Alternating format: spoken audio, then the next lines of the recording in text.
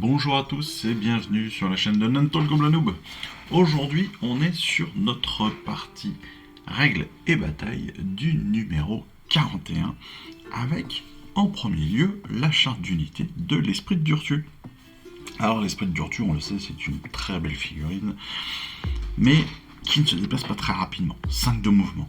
Par contre, bonne sauvegarde à 3+, bravoure de 9 et 14 blessures. Ce qui est intéressant, c'est qu'elle a plusieurs armes.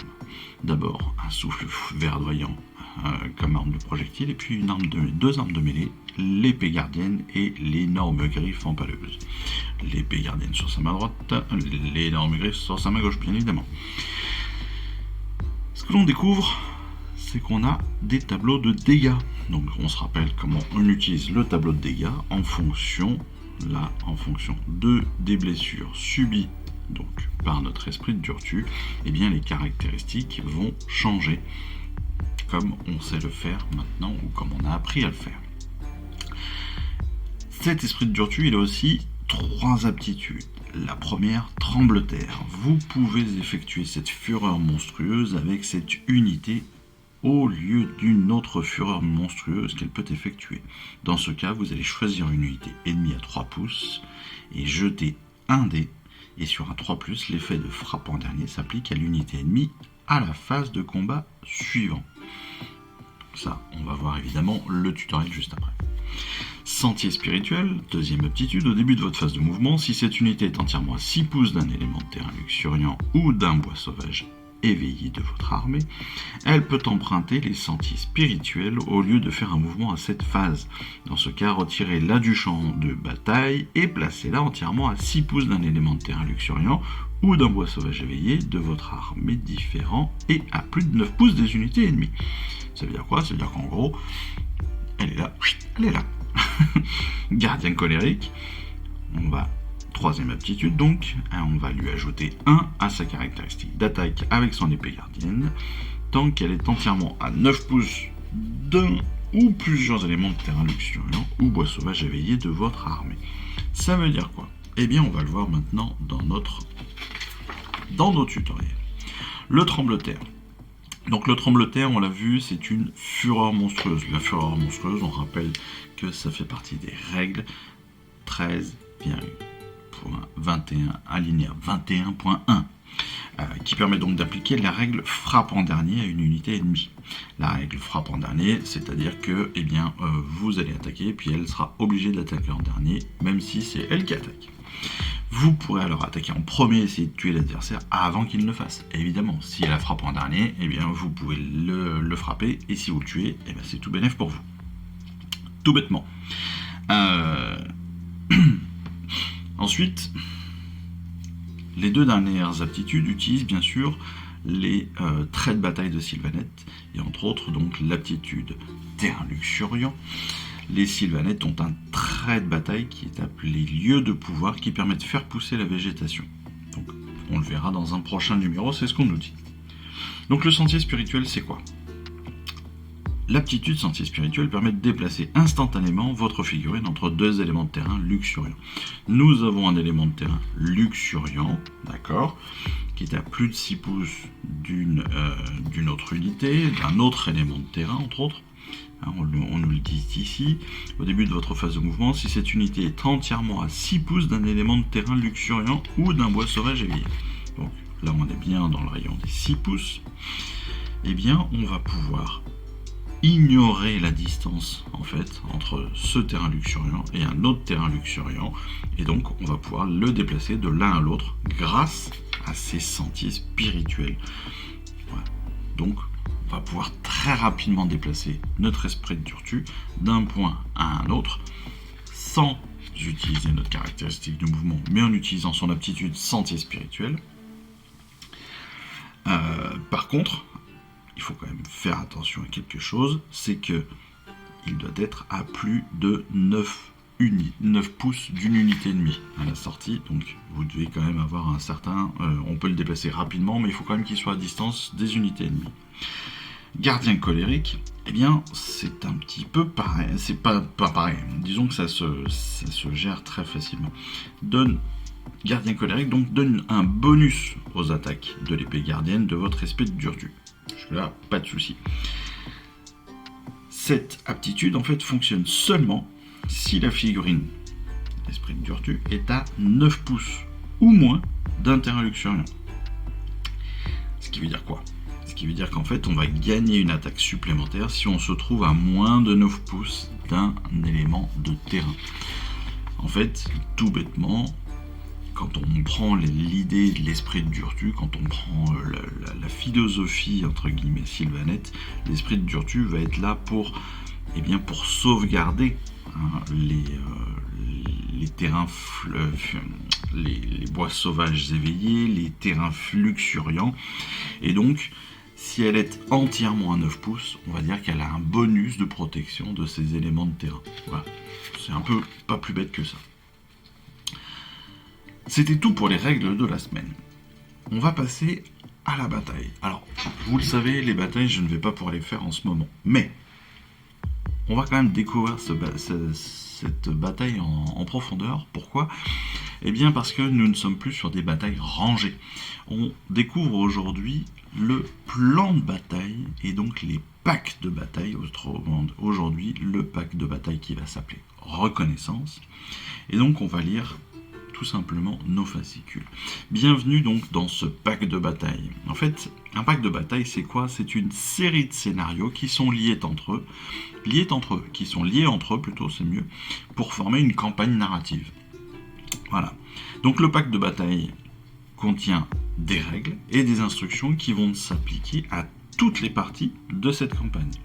Donc les prochains numéros vont inclure aussi des plans de bataille qui vont faire partie de ce pack de bataille reconnaissance. Et chacun donc contiendra des règles propres, des instructions pour la partie concernée. Et on trouvera aussi des règles. On a aussi les règles des packs de bataille dans la partie A de nos règles, au chapitre 19.28.0. Donc le chapitre 19, c'est la feuille de règle 19, chapitre 28.0. Le conflit entre les forces de l'ordre et celles de la destruction embrase les royaumes. Une croisade Éophore a entrepris d'établir une nouvelle cité à Gur, où une série d'affrontements sanglants a opposé la Wag aux pionniers. La guerre s'est étendue en Ulgu, où de grandes batailles ont été livrées. Aujourd'hui, les armées se défient en Chamon. Cet affrontement déterminera le destin des deux camps.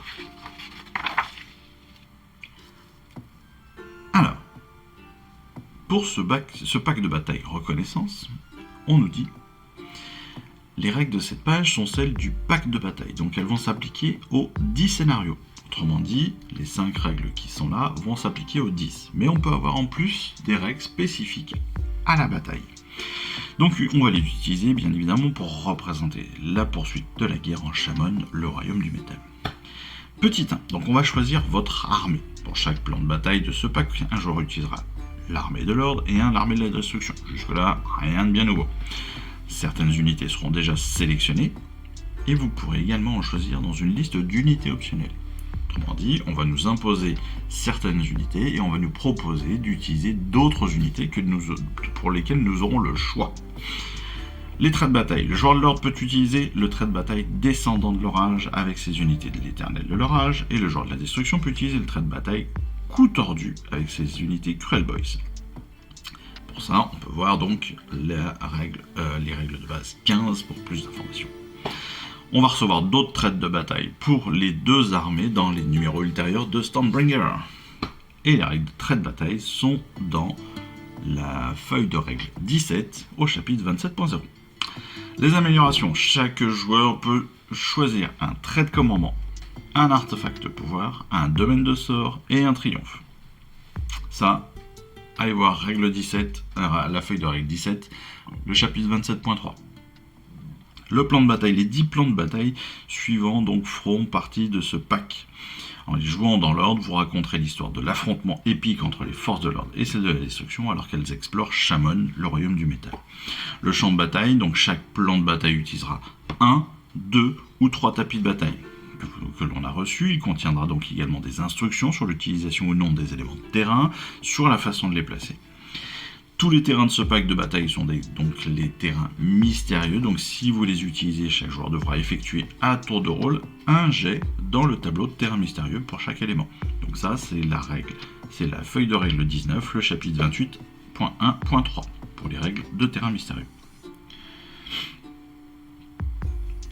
Donc c'est très important de bien prendre en compte toutes ces règles parce qu'en plus on va évidemment en avoir d'autres, donc il faut bien penser à sortir nos règles pour qu'on soit sûr de tout avoir. Allez, on débute avec plan de bataille, donc reconnaissance à travers le portail. L'armure de Yana, le vif, n'émettait presque aucun son malgré sa course effrénée. Son souffle rauque et le bruissement des sous-bois couvraient le léger bruit des plaques qui s'entrechoquaient. La forêt était dense avec des racines et des branches enchevêtrées, mais comme c'était un excellent couvert, il arriva quelques minutes plus tard au campement de l'ordre. Reprenant sa respiration, il se dirigea vers le centre et entra dans une tente décorée. « Seigneur !» dit-il à l'occupant, vêtu d'une élégante cuirasse. Le seigneur impératant Aelo, cœur de l'âme, leva les yeux d'une carte et croisa le regard de l'éclaireur. « Que t'arrive-t-il ? Seigneur, les forces de la destruction se sont massées près de la porte du royaume. Alors tu dois y retourner immédiatement, ou elles nous échapperont. Nous serons juste derrière toi. » Le vif acquiesça et repartit vers la forêt. Arrivé à destination, il vit les pattes arrière d'une bête monstrueuse disparaître à travers le portail. La discrétion n'était pas de mise, car des hordes de grottes Lune-Clan, gloussant d'excitation, suivaient la créature. Il entendit les bruits de l'armée de l'ordre qui remontait le sentier derrière lui. Le sang allait bientôt couler. Dans cette partie, dans cette bataille, évidemment, on retrouve nos deux opposants. Nos deux opposants avec l'Alliance de l'Ordre et l'Alliance de la Destruction. Dans l'Alliance de l'Ordre, qui convoitent la porte de royaume et qui ont l'occasion d'éliminer un groupe d'éclaireurs de la destruction. Si elles parviennent à franchir le portail et à détruire l'ennemi, elles seront les premières à explorer la nouvelle contrée en quête de ressources et d'alliés. Et si elles échouent, elles débarqueront sur une terre déjà infestée par les armées adverses. La liste d'armées est très simple. D'un côté, donc, l'ordre avec le seigneur impératant, 5 vindictors et 2 options. La première option, c'est l'esprit de Durtu et la chevalerie arcanum. C'est l'esprit de Durtu ou la chevalerie arcanum. Deuxième option, c'est soit les prétors, soit le char foudroyeur. Pour la destruction, elles sont arrivées les premières à la porte de royaume. Elles ne sont plus qu'à quelques pas d'un nouveau monde de merveilles et de pillages. Si elles parviennent à repousser les troupes de l'ordre, elles pourront explorer les nouvelles contrées sans interférence. Et en cas d'échec, elles devront se méfier d'une riposte de l'ordre pendant leur raid en chaman. Pour elles, pour la destruction, la liste d'armées est simple. Le Louvre-Boss, 10 égorgeurs Hobgrots, les 20 archers, et en option numéro 1, soit le chaman vasomancien et son grotte touilleur, soit le Slogot des marais, et en option 2, soit les embrocheurs, soit l'empaleuse. Le plan de bataille, à travers le portail, c'est comme ça que cette bataille va s'appeler. Les forces de la destruction donc ont franchi la porte de royaume et sont surprises par l'arrivée d'un groupe d'éclaireurs de l'ordre. Et les deux camps s'affrontent. Donc les armées, on l'a vu, on a fait notre choix entre notre liste d'armées et puis nos différentes options. Pour le champ de bataille, on va placer nos 2 champs de bataille, on va placer aussi 4 objectifs avec donc aux emplacements prévus, la croisée des plis. Et puis derrière, on va pouvoir placer nos 6 pièces de décor. Comme d'habitude, on ne peut pas placer une pièce de décor à 3 pouces ou moins d'un autre décor ou d'un objectif. Le déploiement se fait très simplement. La destruction déploie son armée en premier, entièrement dans son territoire, puis le joueur de l'ordre déploie son armée entièrement dans son territoire. Le premier tour, c'est le joueur de l'ordre qui choisit qui prend le premier tour au premier round de la bataille. La bataille, comme d'habitude, dure 5 rounds. On rappelle que un round, c'est 2 tours. et 6 phases pour chaque tour. C'est le tour de l'ordre, le tour de la destruction et 6 phases chacun. Les points de victoire se font en fonction du contrôle des objectifs. Donc un point de victoire si vous contrôlez au moins un objectif, un point de victoire si vous contrôlez 2 objectifs ou plus, et un point de victoire si vous contrôlez plus d'objectifs que votre adversaire.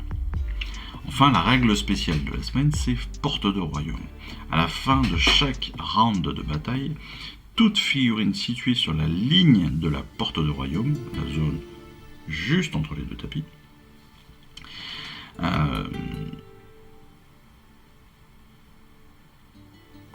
oui, pardon, j'ai eu un bug. J'ai eu complètement un bug. Donc toute figurine qui se trouvera à la fin d'un round juste sur la ligne de ce portail, eh bien, tout simplement sera tuée. Voilà, c'est pas très compliqué. Donc, dès qu'on a une figurine qui touche la ligne du portail, si à la fin de notre du round de bataille, on a des figurines d'un côté comme de l'autre, elles sont tuées. Voilà la présentation du pack de bataille et de notre bataille de la semaine, du plan de bataille de la semaine. On va retrouver une nouvelle catégorie, je dirais, dans notre plan de bataille. En fait, tout bêtement, ce sont des actions majeures. Qu'est-ce que c'est ? Qu'est-ce que ce sont que ces actions majeures ? Eh bien, en fait, ces parties ont été jouées par le studio de développement de Warhammer. Et il nous représente ici, un peu comme sur White Dwarf, pour ceux qui le connaissent, le magazine officiel de Warhammer. Ils vont nous représenter en fait des actions intéressantes, un peu comme s'ils nous faisaient un rapport de bataille. Donc, cette semaine, c'est Yann et Eve qui ont joué ce plan de bataille. Et Yann a pris l'armée de la destruction, il a choisi le Slogot et l'empaleuse. Eve, elle a pris l'ordre, elle a choisi l'esprit de Durtu et les Praetors. Ils ont suivi les règles du pack de bataille et du plan de bataille comme on nous le demande. Et donc là, on nous présente des moments épiques de leur bataille. Donc le tour de l'ordre numéro 1, les Vindictors vont venir occuper un premier objectif. Donc ce qui lui a permis d'avoir rapidement un avantage sur son adversaire, parce qu'elle a commencé à gagner des points de victoire à la fin du premier tour. Tour de la destruction numéro 1, c'est l'esprit de Durtu qui est une figurine redoutable, mais elle n'est pas indestructible. Et donc Yann a pu lui infliger 9 dégâts en un tour avec son empaleuse. Donc très très bonne attaque, en rappelant que l'esprit de Durtu a quand même 14 points de dégâts. Donc lui on fait faire perdre 9 en un tour, c'est plutôt intéressant. Tour de la destruction numéro 2, meilleur point, eh bien c'est Yann qui a utilisé donc ses égorgeurs pour charger les Praetors, pour ralentir en fait l'avancée de Eve et de ses Praetors en les empêchant d'avancer et donc d'attaquer d'autres ennemis en venant directement au contact. Le tour de l'ordre numéro 4, c'est le point en avant qu'on nous met en dernier, c'est Eve qui a déployé son seigneur impératant avec une garde de Praetors, donc autrement dit les Praetors et le seigneur impératant sont venus en contact avec... ils ont utilisé leur aptitude donc gardien aux âmes soudées pour le protéger des blessures pendant la bataille. Les blessures en fait du Slogot, eh bien c'est un Praetors qui a pris les blessures à la place du seigneur impératant pour le protéger. Tout simplement. Voilà. Présentation plutôt complète, je trouve, parce que c'est une nouvelle façon de se battre, une nouvelle façon de réaliser nos batailles à travers donc ces packs de bataille. Ça va nous permettre donc de découvrir vraiment ce que c'est que les batailles narratives à travers ces 10 séquences que l'on va faire dans les prochaines semaines. Voilà, j'espère que cette vidéo vous aura plu, j'espère que vous aurez compris toutes ces petites règles et toutes ces petites spécificités des packs de bataille. Et puis en attendant, on se retrouve pour les prochaines vidéos et surtout pour les prochaines règles dès la semaine prochaine. Allez, je vous embrasse, ciao, bye bye. Je vous remercie d'avoir suivi cette vidéo. Si ça vous a plu, eh bien abonnez-vous, lâchez un petit like et un commentaire et suivez-moi sur Instagram où je poste régulièrement des photos de mes dernières réalisations et dernières peintures. Et puis comme il est maintenant de tradition sur la chaîne, je vous souhaite une excellente fin de journée et surtout, lisez bien, collectionnez bien, assemblez bien, peignez bien et jouez bien. Allez, je vous embrasse et puis je vous dis à très vite. Allez, ciao, bye bye.